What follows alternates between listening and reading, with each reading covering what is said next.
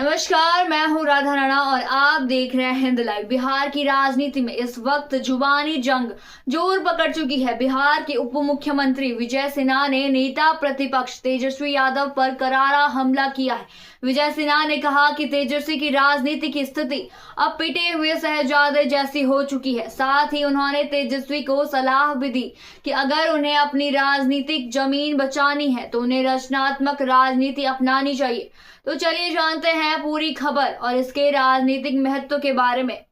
विजय सिन्हा ने हाल ही में एक बयान में तेजस्वी यादव पर तीखा हमला बोला। उन्होंने कहा कि तेजस्वी की एकमात्र योग्यता यही है कि वे पूर्व मुख्यमंत्री लालू यादव के बेटे हैं। विजय सिन्हा ने यह भी कहा कि तेजस्वी ने हमेशा अपनी पार्टी के वरिष्ठ नेताओं की अनदेखी की है और अपने पिता के प्रभाव में राजनीति की है।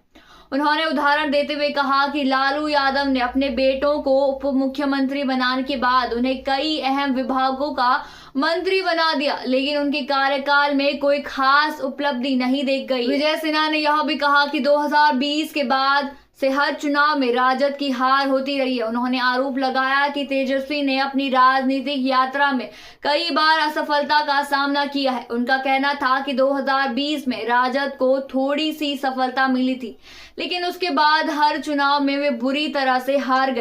यह हार केवल व्यक्तिगत नहीं बल्कि पार्टी की असफलता की भी कहानी है। सिन्हा ने यह भी कहा कि बिहार की जनता ने देखा है कि जब राजद की सरकार थी तब राज्य में अराजकता का बोलबाला था। अपराध, अपहरण और आतंक के मामले बढ़ गए थे। उन्होंने आरोप लगाया कि इस दौरान सत्ताधारी नेताओं ने सरकारी तंत्र का दुरुपयोग किया है। विजय सिन्हा ने तेजस्वी को सलाह दी कि अगर वे अपनी राजनीति जमीन को बचाना चाहते हैं तो उन्हें रचनात्मक राजनीति की दिशा में काम करना चाहिए।